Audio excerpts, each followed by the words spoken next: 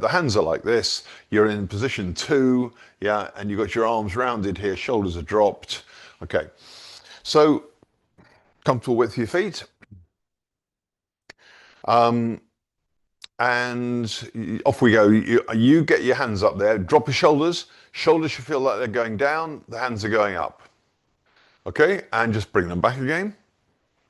So like with the Zhan Zhuang, we have two methods of doing this. We could lift up straight like this, or you could lift up and then extend. Whichever you choose, don't let your shoulders lift. It doesn't matter. There are good things about both and bad things about both. Well, I don't know about bad things, but different ways. So off you go. You lift up, shoulders are dropping, you feel your shoulder blades going down. And then if you haven't already extended your arms, extend them. Okay, so just stay there a second. So it's like my hands are on your wrists. Okay, so I'm gripping your wrists with both my hands here. And what I want you to do is, I want you to feel like the wrists are expanding, as if the gap between the bones here, so I've got 8 little bones here in 2 columns, 2 little lines go across there. Yeah, so the little pebbles going across.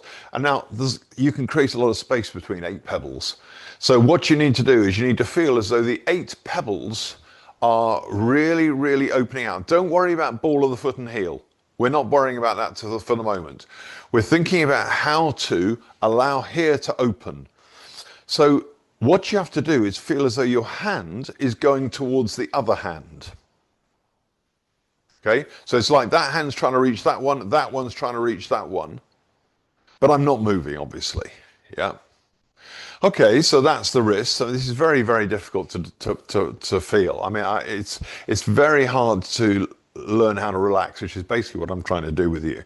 Okay, so here you've got 2 bones. You've got the radius and the ulnar. So here's the radius on this side, the thumb side, and here's the ulnar. Those 2 bones, they meet one bone, which is the humerus here. So we've got basically that is happening.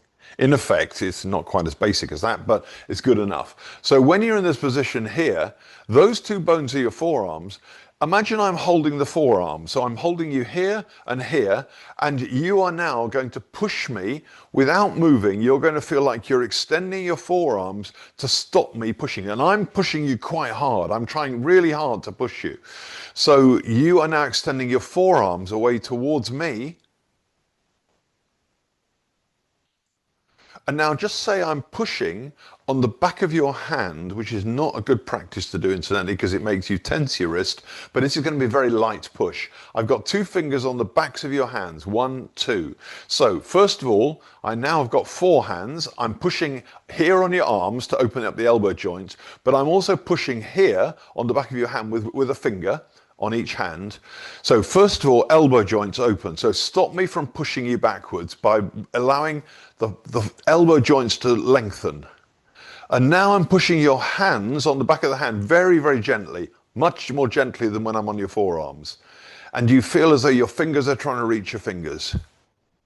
Yeah, good. Okay, stay there, because now what I've done is I've got my hands on your upper arms around here, and I'm trying to push your shoulder. I'm trying to compress your shoulder joint. I'm trying to make it actually squeeze the ball here into the socket here. I'm actually trying to jam them together. So when you're in this position, feel like you're just using your forearm, your upper arm, sorry, mainly. You can just leave the other hands here, you know, obviously, but now your focus is on your upper arms and you're trying to stop me from compressing your shoulder joints. Good, and then just lower. So it's quite a good idea. Well, what happens with this is that you get the knack. It's like you get the hang of it, and then you can suddenly do all 3 instantly. But it's not a bad idea just to go one. Okay, let's start with the shoulders. That's the one nearest the body, right? So I'm here. I imagine you've grabbed hold of my arm, you're standing here, and you've grabbed my upper arms, and you're trying to push, you're literally trying to push the arm into the socket to compress it.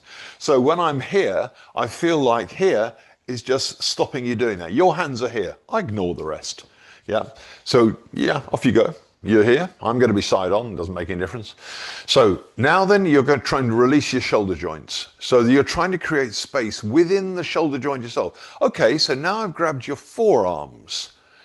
And I'm now trying to compress that joint at your arms, but now use your forearms to expand your elbows and create space there. Okay, so now I've got a finger on each hand, and you are now focusing on your hands, and you're allowing the wrist joints to open out.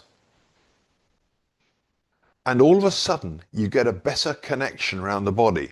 You can relax. It's like you're opening the pipelines up, because these are the major points. In fact, probably you can argue these are the only points where you actually get compression happening. It's not quite true, because you can compress bones sideways, you know, things like that. But certainly in a forward action here, you know, we're expanding away towards your screen.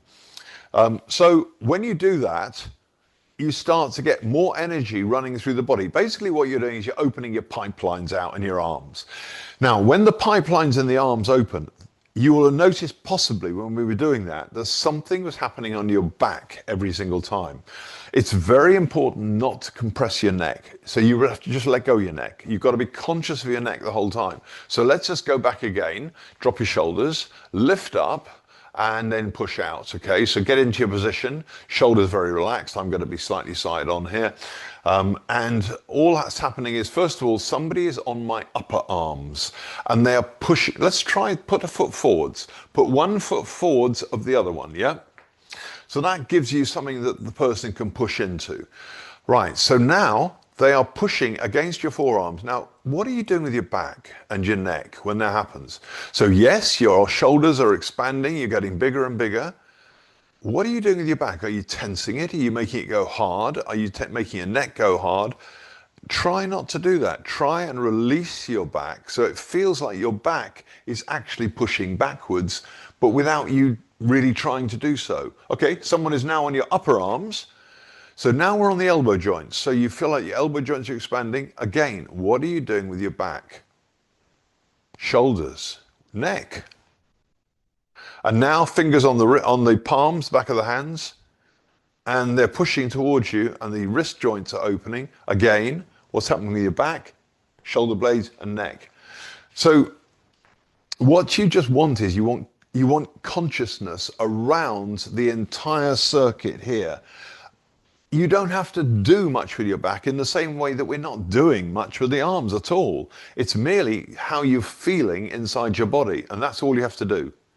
So then suddenly we get a circuit running around, and holding the arms in this position, once you've connected the energy round, it is literally like opening up a pipeline and deferring it.